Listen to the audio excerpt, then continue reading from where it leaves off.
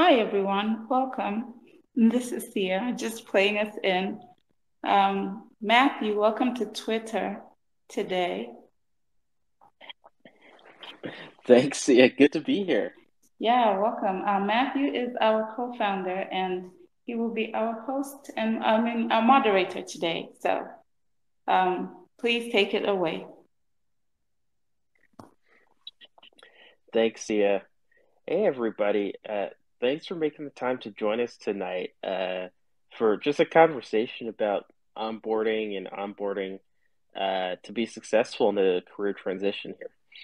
My name is Matthew Finney. I'm one of the co-founders of BlackTIDES, along with Kimberly Diaz, who's also here with us tonight. And tonight we're going to have a conversation about offboarding and onboarding. We have a couple of our executive committee members tonight who are going to join us for the conversation. Jarrett Hurms and Odane Dunbar. Why don't we just start with a couple of introductions? Jarrett, do you want to start by introducing yourself? Yes. First, Matt, can you hear me? Yep. Thank you. Sorry about what was a weird thing with headphones. So, obviously, as the Black Ties account, my name is Jarrett Hurms. I am part of the executive committee. Been proudly doing so for over a year now.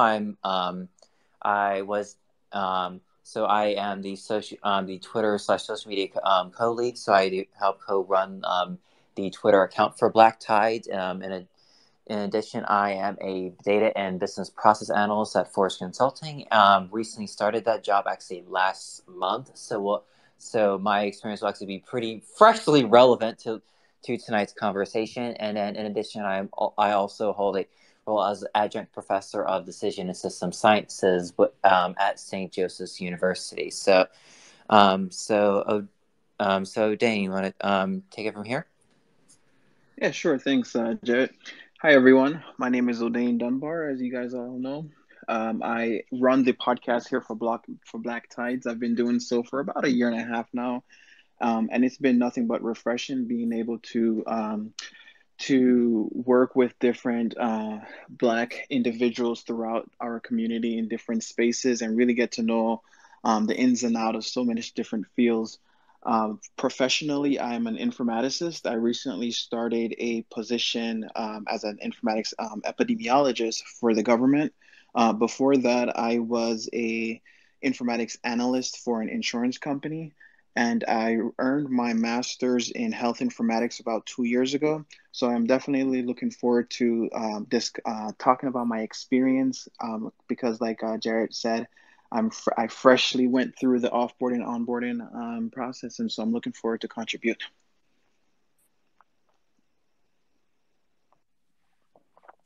Awesome. Thanks, Jarrett. Thanks, Odane. Yeah, so why don't we get started here? Both of you have recently gone through career transitions, right? So you had to, you know, offboard on one job and leave on good terms, right? Could you tell us a little bit about like that offboarding checklist that you used? What was in your head when you were thinking about leaving your old position? So I guess I could begin, and then I'll kind of give you kind of two different sides of offboarding because I actually departed one role back in May and then another back in December. The one back in May that was more that was to switch to the job I recently departed from. That was more because not paying me enough and other things. So there I kind of left on my kind of on my own accord, kind of within the 2 weeks notice period. So during that period, I was I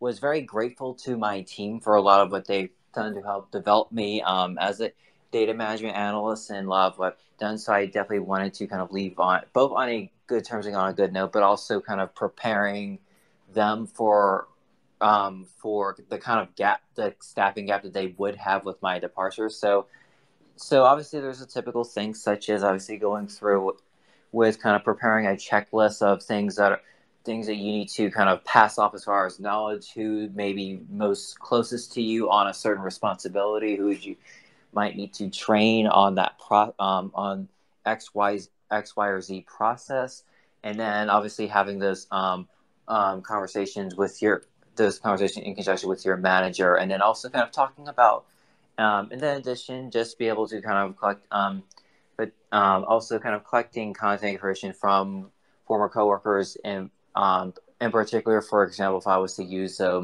any of them as a reference for future roles, or roles, kind of stay connected for things like that. So being able to do that, and of course, there's the technical parts, which is obviously the mailing of your equipment and everything like that. And the reason I spoke more on that was because my most recent job was actually that offboarding was more of a layoff. But there's a bit of a toxic situation, which I kind of talked about in another Twitter space, but that's an entirely other story. So that was just more of same thing, kind of being able to kind of passing off some of the knowledge onto people who would basically be running my position after I departed, and it's kind of going through with the job searching process. But I'm sure Odane can also speak to some of his offboarding as well.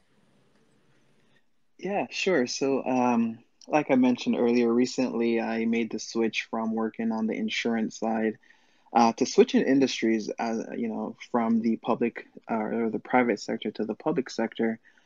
It was kind of an accident, but I don't want to call it an accident. So what had happened was I had interviewed a fellow BlackTIDES executive member for the month of epidemiology, and she was, by the way, it's Andrea is who I'm referring to. So I interviewed Andrea for the podcast, and we were just going over what type of experiences does someone need for this field, and it really got me thinking, I wonder if I could, if I can do this. At the time, I was actually considering another master's, and so sort of like the bet that I made with myself is, well, if I get this job, I wouldn't need the master's if I can, get my foot in without the degree. And so that's pretty much how that happened, where, I saw the position and I was like, hey, let me shoot my shot, put my name in the hat. I always say, the best time to look for a job is when you have a job. I was completely happy with my previous employer. So, even if they said no, at the end of the day, I still had a job, right? And so with that, it made the process a little bit easier, I want to say, because I didn't have that fear of, being rejected or anything like that. The process itself was lengthy. I think I applied in September, and with it being government, I didn't start until January. So it was a lengthy process. It got lengthier mainly because I got to a hiccup where my current employer wanted to speak to my manager from my previous employer, and I didn't quite know how I felt about that. Mainly because number one, I didn't even know if I was going to accept the job or even be offered the job yet. So I didn't want to burn any bridges. And, I'll go in depth with, the different checklist items later on tonight. So I definitely didn't want to burn any bridges, especially since my current manager and I had a really good work relationship. And, I loved the team that I was on. So I didn't want to burn that bridge. So that made it a little challenging. And then I don't like confrontations. And so even when I got the offer, it was very tough for me to tell my manager at the time, only because we were in the middle of a project, and I just felt like it was not the best time to be leaving. So I had to grapple with, is this the right thing to do? Like, how would he feel about it? If he was in my shoes, what would he do? Just playing the different scenarios out in my head. But in the end, I got really good advice, and the advice that I got was, if your manager supports you, and I happen to believe that he did, he will want want this opportunity for you. And so I leaned on that, and it made it easier. In terms of a checklist, I would say, simple, like there's a whole list, right? But to simplify it, I would say you want to um, make sure that you are leaving on good terms. And how to ensure that is making sure, one, I would say speak with your manager first. I wouldn't put in a 2 week notice without without speaking with your manager, because you don't want to blindside him or her.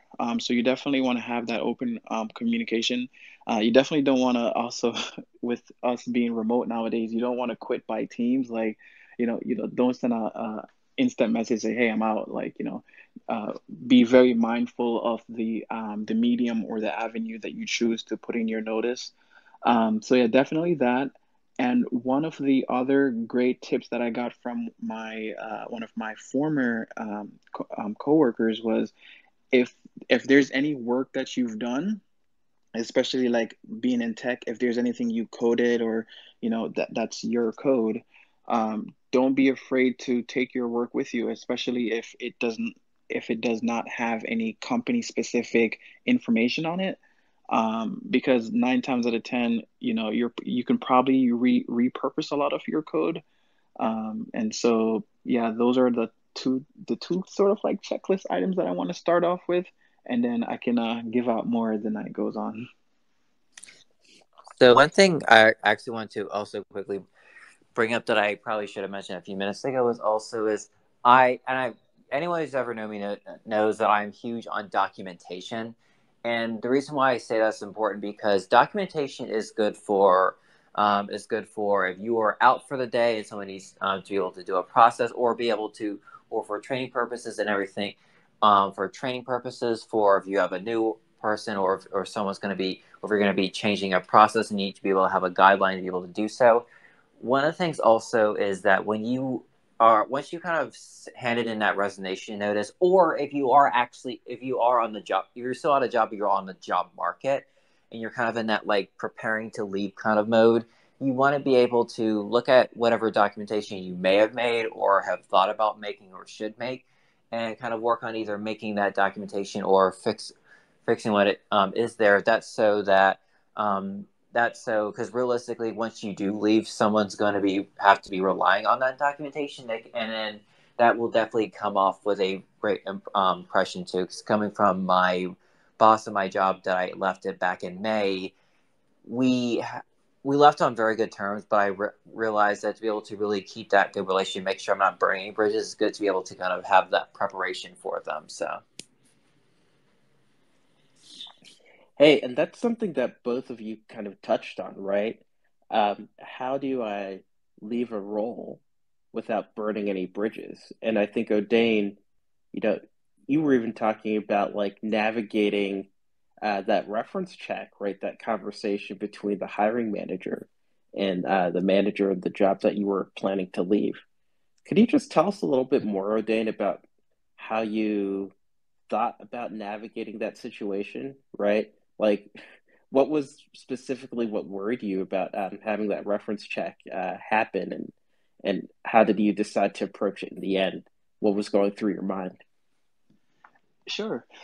So, like I mentioned, I had a really great working relationship with my previous boss, and honestly, I just didn't want to let him down. Like, I wasn't 100% sure whether or not I was gonna actually leave the job, and I felt like if they called him without offering me the position, I didn't want I didn't want I didn't want him to hear it from them, if that makes sense. Like, I didn't want them to be the one to let him know that I was leaving. So I was trying to be meticulous with, well, number one, is this necessary? The application had asked for 3 references, which I had provided, but then the follow-up was, hey, one of these references has to be your current boss.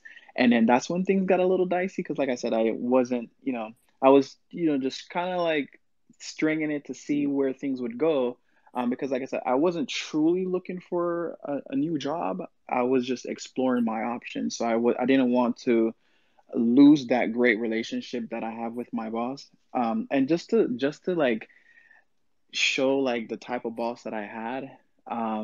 So when I did tell him that I was leaving, one of the first things that he mentioned to me was, okay, well, let me know what type of tools or softwares that you're going to be working with at your new job so I can make sure you're trained up and ready to go. And that just speaks volumes to the type of person that he is. And so, yeah, it was a little bit difficult. One thing I will say is my current organization is very big on mental health, and I bring that up because when the recruiter had emailed me letting me know that they would need to speak to my current manager, one of the first, my response was, "Hey, I don't know if I'm truly comfortable with that." Like, and they replied back, "Hey, I totally understand. Like, I don't want to put you into a sticky situation. Let me go through with your current, the references that you did provide, and if speaking to your current manager is necessary, then we can go down that route. But let me see if it's, let's go through this first." Um, in the end, they did need to speak to my current manager because of the industry that it was with government. They're very strict on their processes, and like I felt like, let's say it was just any sort of company outside of government, it wouldn't have been that serious. But when the government is involved, it's sort of very rigid. And to kind of add to that, so understandably so, when it comes to the government, very much more rigid than the private sector and everything. So my personal recommendation as far as kind of who to choose for reference, because that's always really important. I think many people should kind of take notes on this, is that me personally, I personally do not I do not go for the using a current manager as a reference. Now, for like if you're in situations like Odane where they absolutely have to have a current manager, that's one thing. If they absolutely like do not pass go, if they don't speak with her, that speak with your current manager, that's one thing. If you are in a job and you can pick any three references, I recommend going for prior roles that you do have, and again, that's if you have that level of control. And the reason why is because obviously you don't know if you're going.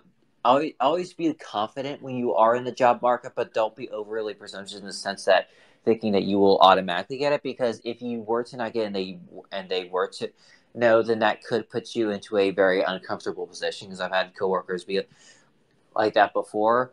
But but one of the things I do is I make sure that no one on my team knows that I'm resigning until I've actually received the offer, signed off on the letter, and have officially hand delivered a resignation notice to my manager first and had that conversation there.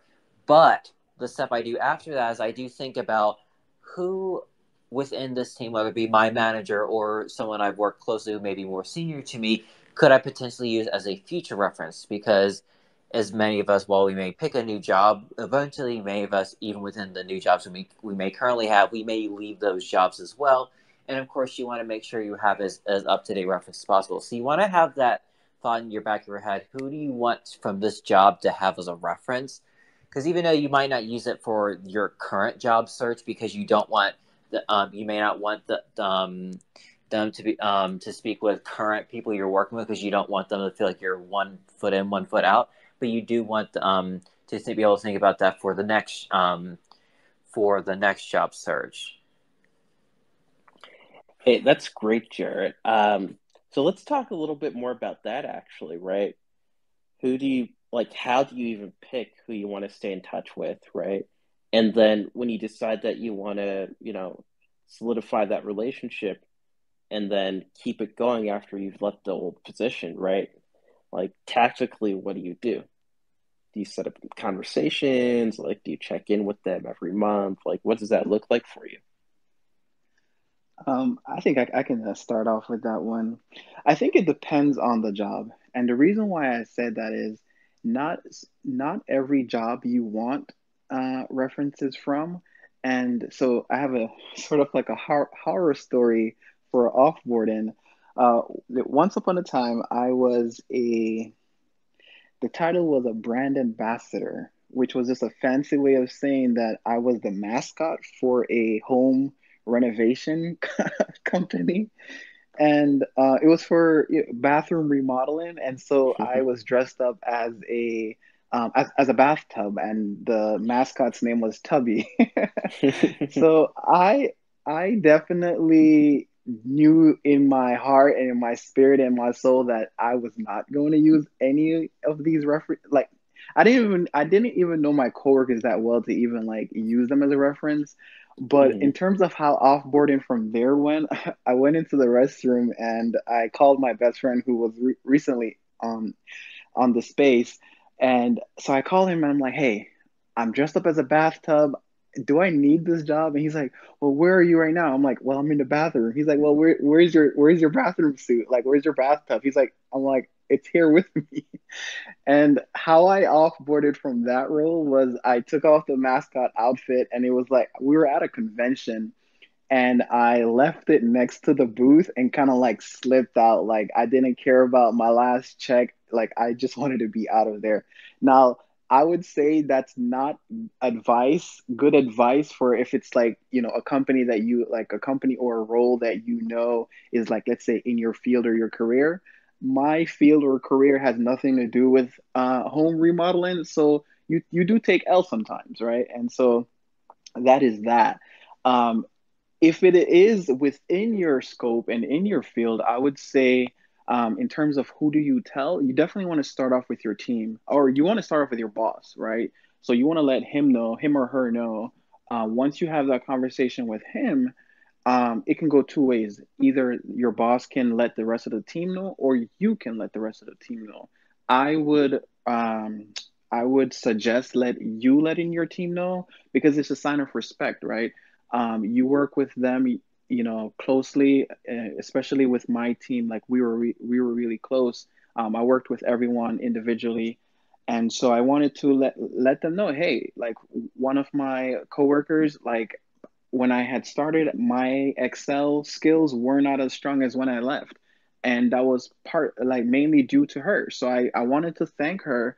And I thanked everyone on my team individually. And the sort of like the message that was transcended was, hey, it was because of you guys that I'm even in this position to where I can even apply for roles and actually, transcend in my career. So I definitely wanted to thank them for that.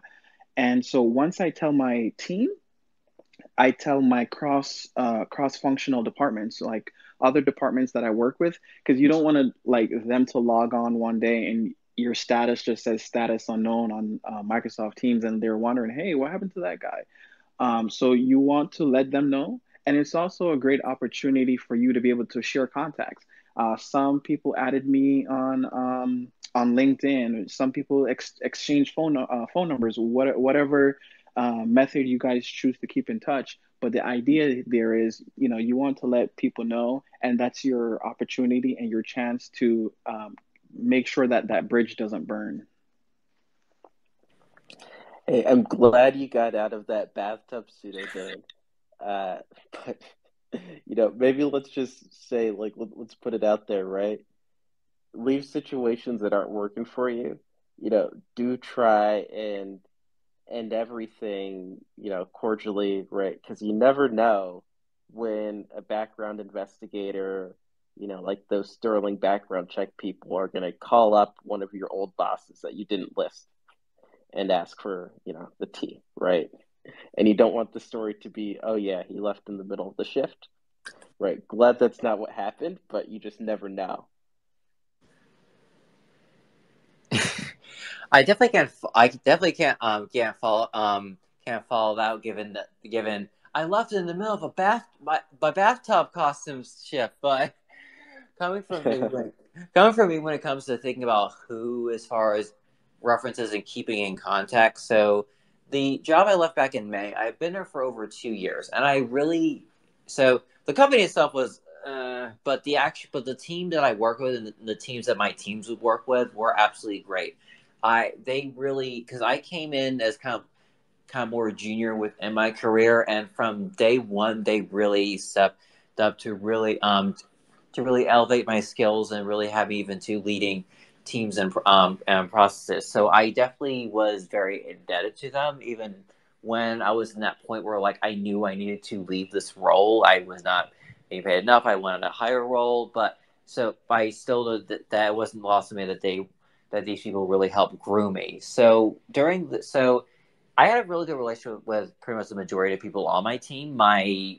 The time at this company I started this company before COVID, so I was very much in the office most days of the week. So we developed that bit of rapport. We definitely knew each other about each other, like families and stuff like that. And we've gone to the occasional dinner and things such as that. So already by the time I was starting to head out the door, even though this was like during COVID, so we hadn't really seen each other in person, we definitely had established that a good bond between the people, especially the people who I'm still in contact with now. So some of which I had their phone numbers, some of which I did we kind of did exchange contacts towards that 2 week period, 2 week period before you officially depart, and then really do. And for me, I recognize that they all took it very well. They knew that it was time for me to move forward, even if it wasn't within the team. So it was all very understanding, and we definitely were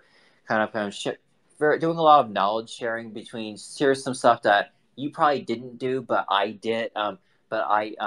So maybe people will tell me, like, here's some stuff that I've done, but I know you haven't done, but you're going into this new job, so here's something you might want to consider, and then kind of vice versa, kind of thinking about kind of the team after I leave them. So there was that, and then of course there is just generally like approaching them for that conversation of which could I potentially be a reference in the future. I pretty much just flat out says for both senior people within my team as well as my actual manager, just stating that I'm taking this new job, but you never know if I might leave this job, this new job event sometime in the future, and of course, you still want to keep in contact, which I do. I would still recommend for you guys, and then just indicate, hey, keep in touch, and then of course, many people will even offer to be a reference in the future, just as I have with team members who have left the team before I've left. So the kind of more what I'm kind of saying is that it definitely doesn't hurt to ask. Can someone be a reference? It definitely is good to be able to, especially when you had a good rapport with the team. I definitely think that if you worked well enough with the team and the team wasn't a horror story, I think that it just naturally comes to you, like who could be a good reference, who can you keep in contact with, and who you could be able to use in the future. So, let's think remember back to when you were leaving those last positions, right? You submitted your resignation letter, right? You were on your 2 weeks. Did anything change about the job or about, the way that you worked or about the way that the company treated you? For me, not really. I think the nature of what I was doing on a day-to-day basis did change because it went from just doing the regular projects that we were doing and all those procedures to doing those projects, but at the same time kind of educating other people on how I do certain things, just in okay, I'm not going to be gone, but this work still has to be done. So I think that for me, whenever I've left a job, usually leaving a job just leaves just an added layer to what I am doing, just with the acknowledgement of I basically leaving them on a good note. The last job, so not the job I left on a good note, the job that I was more laid off from for more toxic reasons. Again, reason that was talked about in another Twitter space last month. That one was a little bit different, just off of the fact that it was very much an actively toxic situation, and it was a situation where I was basically going to it was you're going to be leaving this company in a week or so just have this week to be able to transition out of this role. So it does lead to a decrease in motivation compared to the prior role because of the fact that you may not care quite as much because of the toxic nature of that team.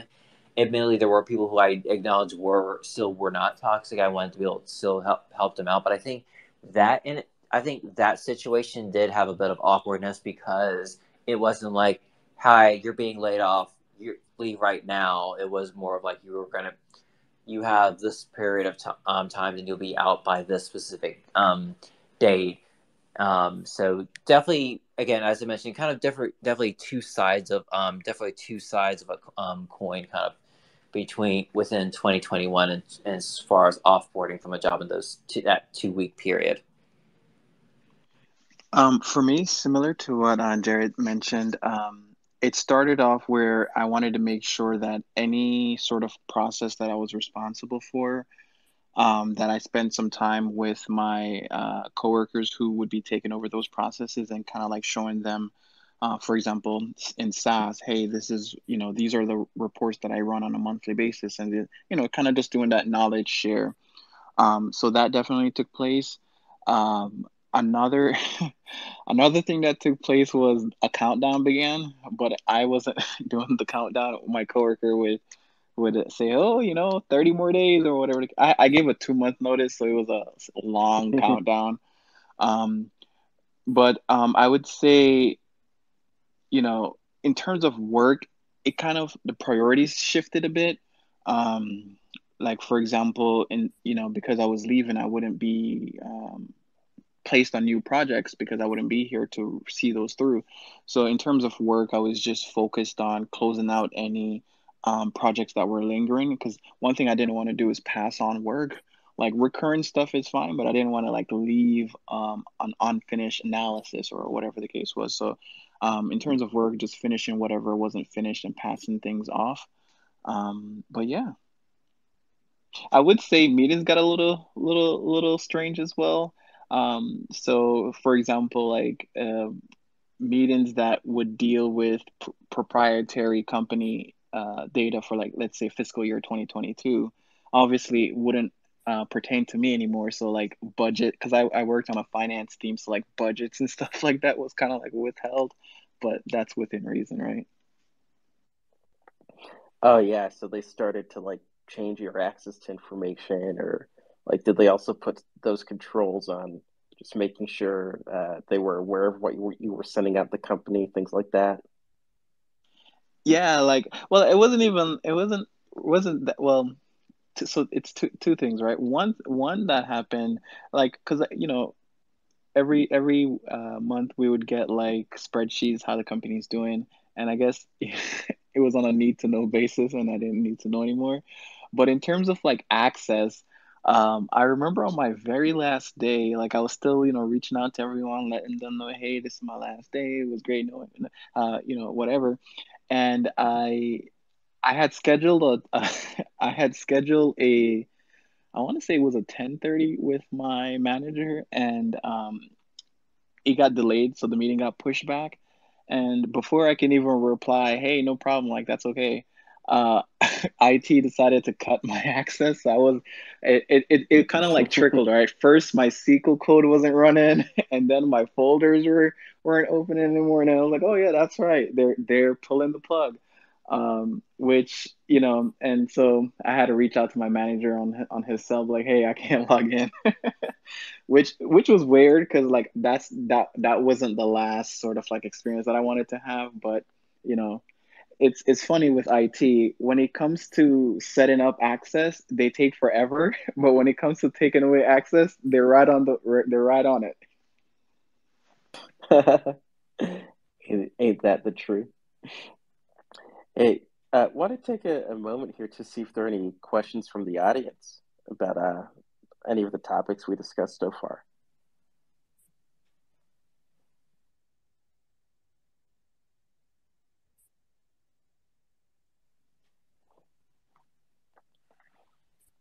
Awesome. Doesn't seem like there are any just yet.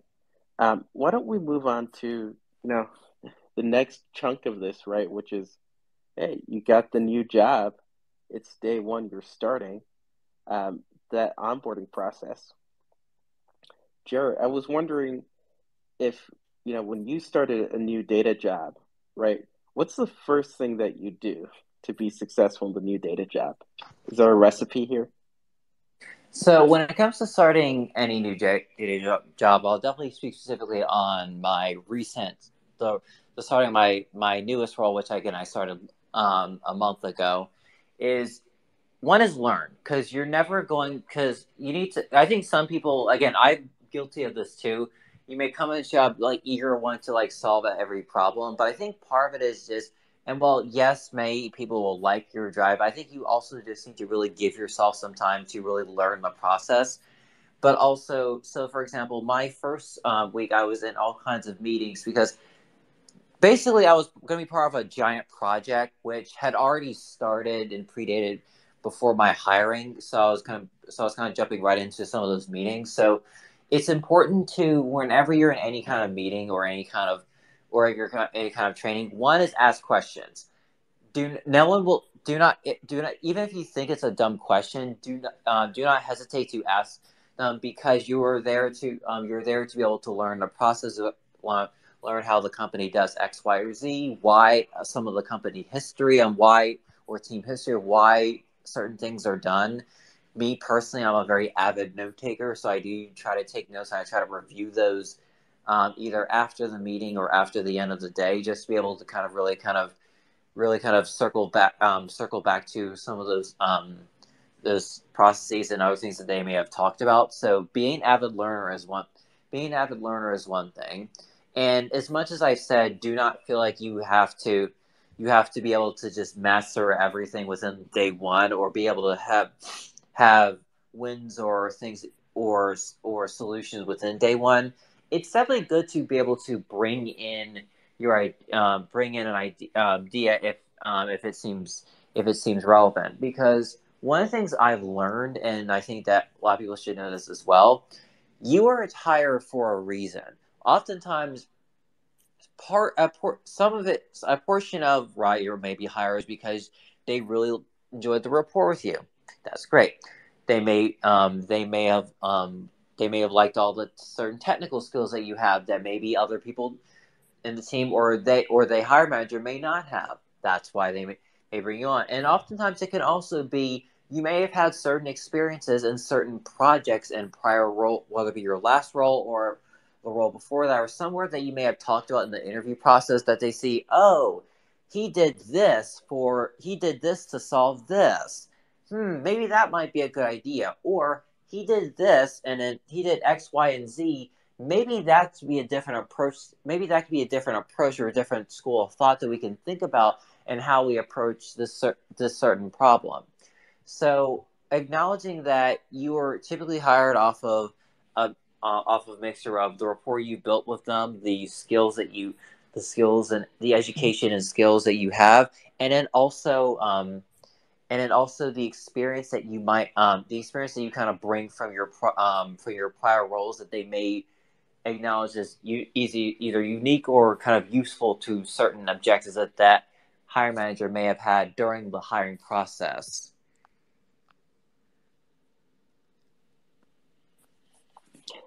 Got it. And hey, Odane, how about you? You know, you also just started a new role, right? What did you think was important to set yourself up for success there? And did you have any apprehension about that? So similar to what Jarrett mentioned, I think the first order of business was to learn. Especially switching industries. I knew nothing about the public sector, so I had to learn, what does it mean to be a government worker? Whether that be, hey, what kind of benefits are available to me that I need to make sure that I'm taking advantage of. I think in your first 90 days, you're hit with so much information. Being able to learn and process all that information that's being thrown at you is very important. Outside of the normal HR stuff, I would say learning about the company or organization is important. With me being with an agency, there's different divisions, there's different offices, and so the reason why I like to do that whenever I start is that if I have a question, I know exactly who and where to go to locate my answer. So it's kind of like the people Google search, right? And so I definitely take time to do that. I also take time to learn about my team and learn everyone's strengths and weaknesses and how I fit into that team. Whether that, hey, what programming language are you strong with? What do you prefer? Just stuff like that is usually how I sort of like try to break the ice. And then I set up a lot of meet and greets with different colleagues just to learn about them, building that rapport. So we spoke about offboarding, making sure that you network and make sure that the bridge doesn't burn. So I spent time in onboarding to create that bridge, to create that relationship, especially working remote. You'll never see anyone in the office, and so it's important for people to know that you exist on the org chart. That's actually a really good point about, starting a new company in this day and age when you're remote. Did either of you, in making that transition, do anything to connect with or reach out to, people of color in your new position?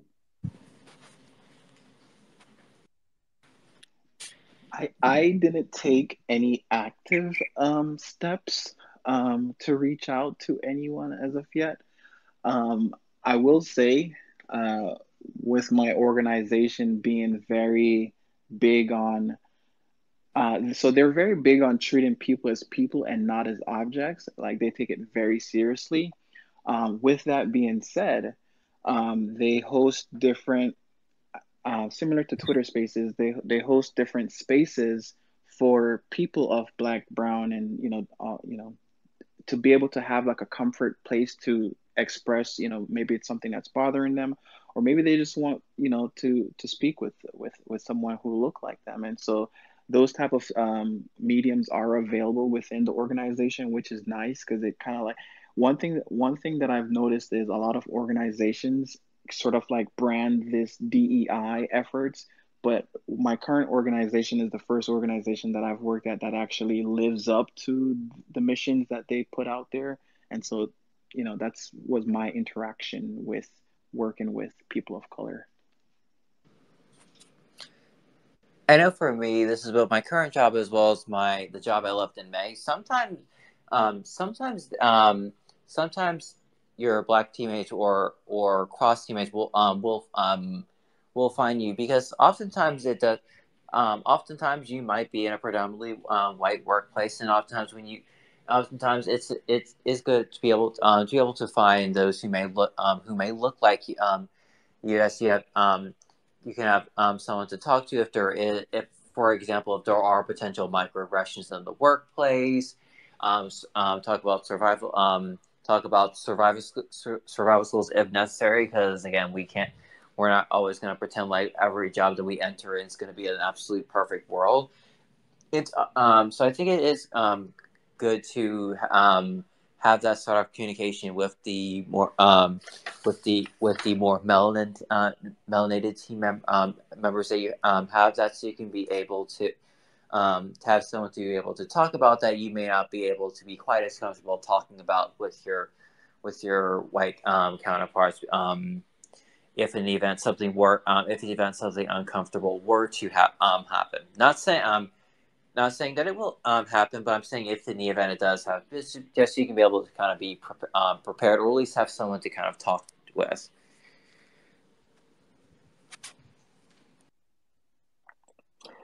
Yeah, that's a good point about, connecting early on to find like those kind of mentors in the organization, or, people who have been through it before, or people who you can talk with.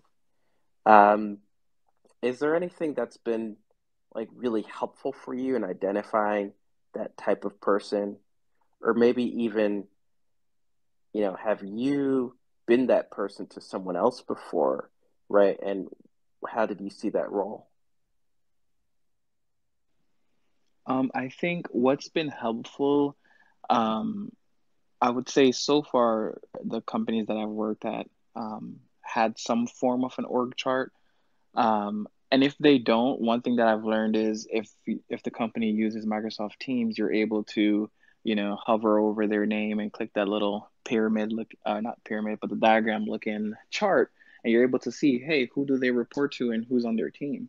And I've found that helpful in learning about people across the different agency. And if it's some people have really interest in titles, so sometimes it's just a simple hello, like, hey, I'm new here. I realize that you're working on, for example, I had a meeting yesterday morning with someone who is a GIS analyst. I've never worked with a GIS analyst before, and I know that something that I will be doing in my current role is a lot of working with addresses and geocoding. So, just set up a meet and greet with the person, get to know them. And you kind of like know who will be that potential person who will mentor you. Like, I think, at least for me, it's never been, hey, do you want to mentor me? It's like it's usually natural. It's usually like they assume that role without me having to ask. But sometimes it does help to be intentional with what you want.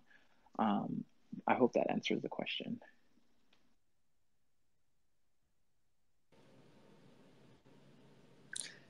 There's a really good answer in it, and I know there is one question that's one audience question that was kind of DM'd here. I wanted to highlight real quick. So this person is starting a new job in product management, and they're definitely coming from a more of a marketing background. And this can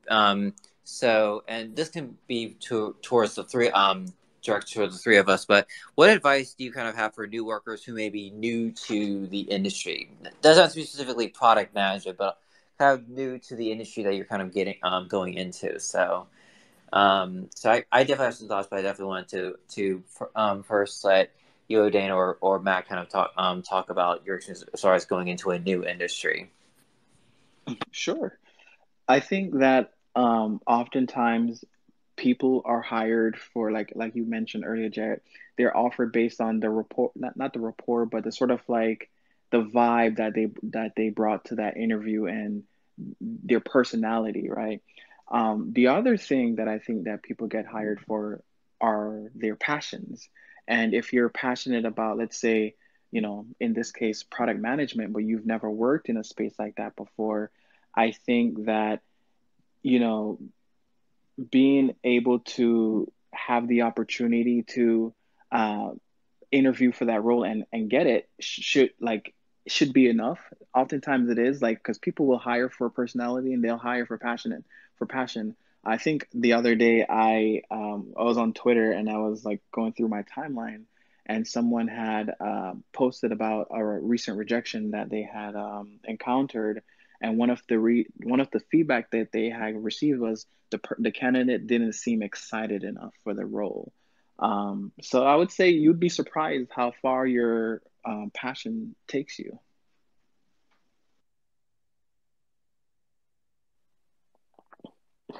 Awesome. Yeah, that's key. And like you said, important to landing the role, also important to connecting with good peeps when you start. So, we took one audience question already. I want to just open it up to see if we have any other questions for our speakers today.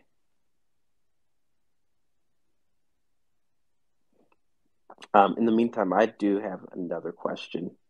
So, when you onboarded, right, I think you probably found like each organization has a different culture, right? That organizational culture. Um, have you found that in joining your new organizations? And if so, how did you like manage learning about the culture, integrating yourself into it, or maybe even choosing actively not to integrate yourself into it?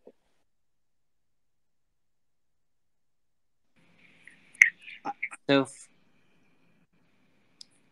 I guess I'll start.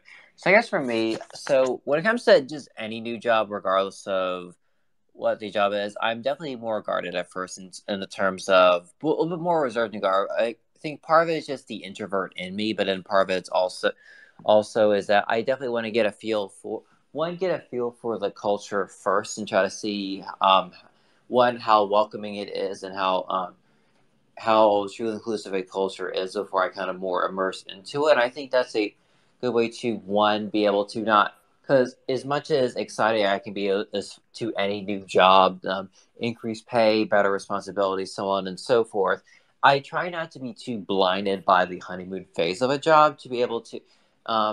So with that, so I do try to develop a rapport, obviously, with my coworkers. But I know for me specifically, a little bit more reserved in the first few months. Just I'm both trying to, one, focus on learning the job and learning the responsibilities and learning everything else, and then also adopting into also seeking getting my feet wet with the culture, seeing how my coworkers are, how they may react to certain situations that may that may arise. That's so I don't necessarily get surprised by some things that may happen, because that has happened to me before.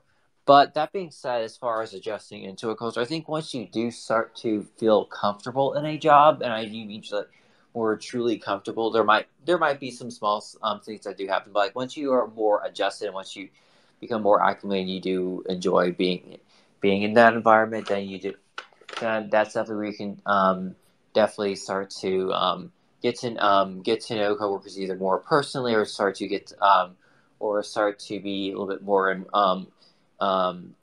involved aside from the simple work responsibilities, or try to contribute to like fun events such as like birthday things or holiday things. So I think that one is good to kind of get immersed within the culture of a company, but at the same time definitely try to have like an active eye as far as if they're be able to seek out any potential red flags, because it's important to be able to seek this out so you don't get surprised or anything. So For me, my sort of like culture gauge was, I reached out to someone who was already internal, and I set up a time to speak with this person before I had even applied, because like based on what the best sort of like you know no one's going to be as honest as someone who's already working inside of the company, right? So being able to, like, I just asked, what their day to day was like, how they enjoyed working, like, do they feel valued, and asking them, a series of questions. But the sort of like one true question is, hey, what is this culture like? And you get to that answer through various different questions. So once I started work, so once that passed the checklist, right, the person gave a good painted the company in a good light. So it's like, okay, like, all right. So then you go on board. And then, so one thing that I'm very observant. So one thing, like, for example, that I noticed is my manager asked if it's okay to, let's say, to call, which sort of like gives an idea of what the team culture is like.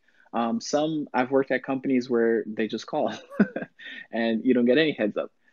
So just sort of like seeing like what the vibe is like, and it's really helpful.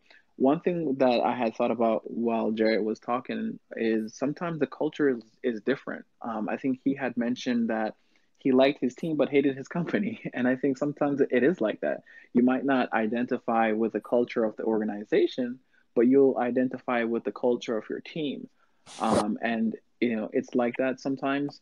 I will say though, everyone has their sort of like their deal breakers. So if the culture of the organization as a whole is a deal breaker, I think you should listen to that red flag, even if, like, let's say the individual team has a great culture. Awesome. That's like actually a really good point, right? You gotta listen when you feel that vibe. And if it's not a positive vibe, just be aware of it, and be mindful of it, and maybe consider, right, how you make your decisions in that context. Well, folks, we are nearing the end of our time together today. I wanted to ask Jarrett and Odane if you have any parting thoughts for the group, about onboarding or offboarding, or just kind of making that transition successfully? So I know for me, what I say is that if you are someone who, if you, even if you really, even if you genuinely like your job, at least always at least be thinking about what your next role could be, or what you would like to potentially earn, because and um, never sleep on the recruiter message, because you never know what those can bring you. So obviously, keeping your eyes open, and if you are actively on the job search, really kind of in parallel think about things such as how are you going to be kind of preparing your departure from your organization, who might you potentially use as a reference for the next job search, because again, you will eventually be in another job search, and definitely leave on if your company's or team's been very great to you, you can always definitely try to leave on a good note. Try to make sure you're kind of in parallel with what you are actively doing as far as projects. Also, kind of set them up for other people, that so they can be able to take them over once you are gone. And then once you do start to begin that new job, actively learn, actively learn the company, the, te- the team, the history of how they do things, and really you can come in with your own original fresh ideas. Some people will admit that they may be jaded by a process, and they've just been doing it so long. That's how they may do things, and you can come in with a more of a fresh perspective on things. So definitely keep an open mind. Definitely be willing to kind of come in with ideas, but at the same time acknowledging that you may not instantly know. You may not. You're not going to instantly have a bunch of new wins off of day one, but just be able to just be an active listener. I know with me, I've been on this job for a little bit over a month, and I'm still learning a lot. I'm obviously starting to now begin with some of the pre-existing projects, and as well as some projects that I've kind of started on my own. But even that, I'm still kind of in parallel, really actively learning. So being a lifelong learner is important, definitely, in being able to really set yourself and other people up for success. I think I would jump in and say that the world is changing. A few years ago, or maybe a generation back, it was completely normal for someone to stay in their role for 30, 35 years. Times have changed. That's just not the case anymore. People change jobs a lot and frequently, as they should, right? I think society before painted a specific image that our current generation is challenging. Before, you were viewed as, unsuccessful if you job hopped a lot, or oh, you only have 6 months in a current role, or oh, you've changed job too frequently. It's a red flag. But I think that the times have just changed, and so I would say, in closing, normalize offboarding and onboarding frequently, because it, like I was telling Jarrett the other day, it's okay to choose a job, but it's even more important to choose yourself first, because outside of your 40 hours, at the end of the day, it is just you, and it is just your family that's there. If, let's say, another pandemic happened, God forbid, I don't even know why I said that, because now I feel like I need a something to Oof, knock on to not too jinx it. But soon. Don't speak yeah, into existence.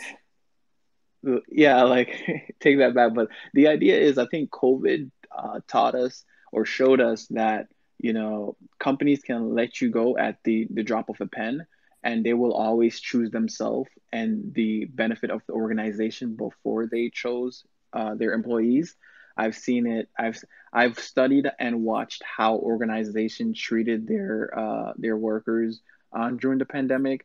And I would say, like, there are some companies that I've written off just because of how they chose to handle um, the pandemic. So, in closing, like, normalize the process, and it's good to love your work, but your identity isn't your work, and there's more to life.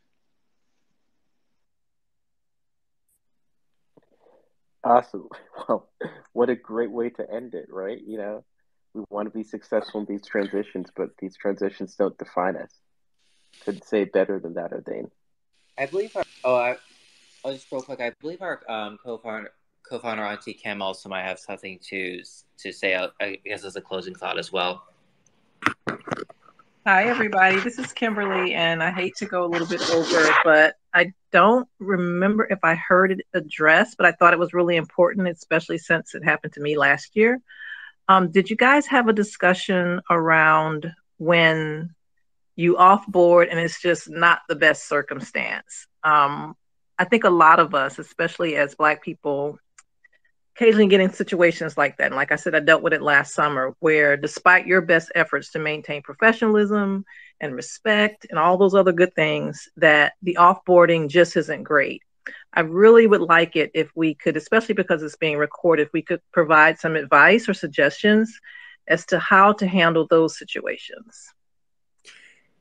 So I mentioned it a little bit earlier, but I can definitely talk a little bit about it both again, but also in more detail. So as I mentioned, you guys, I had offboarded a job twice within 2021. The first job was a job I've been at for a little bit over 2 years. I didn't like the company, but I loved the team and I loved everyone I kind of worked with and the responsibilities I did. But the second job ended on a more toxic note. I got a notice that I would basically be laid off within a specific end date that would be basically a little bit over a week from when I actually got it. And that one was a lot more awkward. And one of the things is that, as I mentioned, you're a little bit more, you're definitely more jaded in the during the offboarding process, understandably so. Because I know with me, I had seen a bunch of red flags in the about 2, close to 3 months, kind of prior to my leaving there. So it really, admittedly, if you're fully remote, it is a little bit easier because you don't have to actively see those people in person. But I know that some people, your jobs may be either hybrid or in person, so it does come down to really trying to actively avoid contact whenever possible.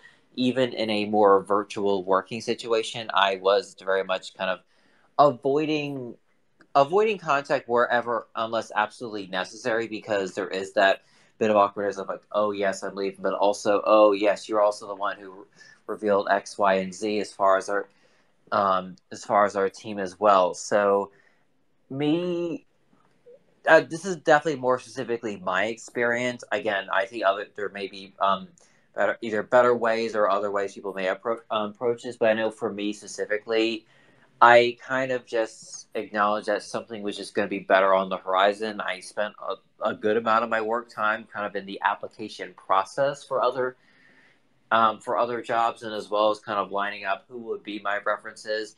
There were a couple, and I do very much mean couple as in two, pretty good people within my team. So those people I was willing to still have some form of communication with, and those people I was willing to still kind of leave them on a good note, kind of leave them prepare for after I leave. But for the most part, it was a situation where it was very uncomfortable. I very much was a very silent person during that time. I wish I could tell you anything better, but I very much was silent, head down kind of situation because of a mix of awkwardness, shame, stress, and a number of other factors. One of the things I will say that will definitely be helpful is that if you are feeling that during that time, you definitely need to either work with a mental health professional, which is what I did. Kind of talk with your friends or family about the situation, to be able to help through it, because some people, because I know some people might try to kind of put a smiley face on everything. Some people might just be like, you know what, I'm just gonna leave. I'll just leave now. And then some people like me might just more take the more silent road. Not saying it's the answer, but that's kind of what my answer to that situation was.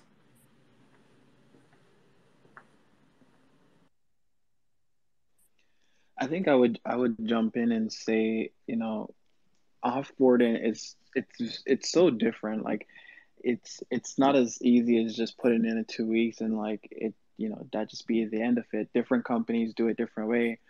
Some companies, you don't really even put in a letter. You kind of just log on to your portal and you select the date that you want to leave within the intranet, and like that's it. The you know, if someone isn't taught, hey, you're supposed to send a 2 week letter to your manager, let them know. Like some people just don't even do that. And another thing is that you learn over time is that not everyone is for you and not everyone wants what's best for you.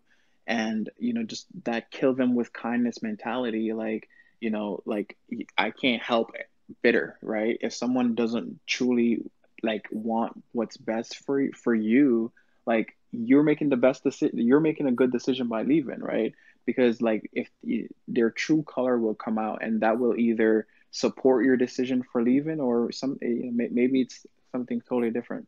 I know I have a friend at another company where she put in her 2 weeks, and it was sort of like a rule with this company where once you put in your 2 weeks, you don't work the last 2 weeks. And like Jared had mentioned, maybe this is to avoid any sort of awkwardness that can come from that. I'm not sure. I mean, she took it as, hey, I don't have to work for 2 weeks and I still get paid. Okay, great. So I would say it's different offboarding. Like it's not always a smooth process. It is awkward at times, especially if it's like a difficult team and there's a lot of tension. But one thing I would say, in closing is, if the company was that great, would you be leaving?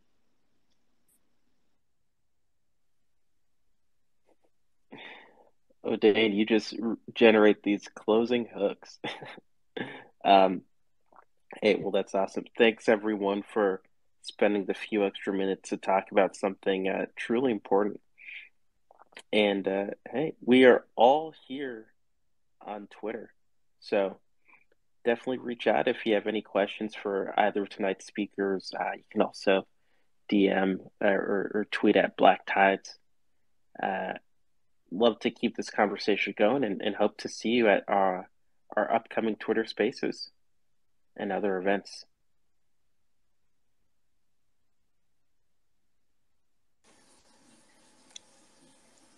Have a very good evening, everyone, and happy Friday for everyone's workday tomorrow.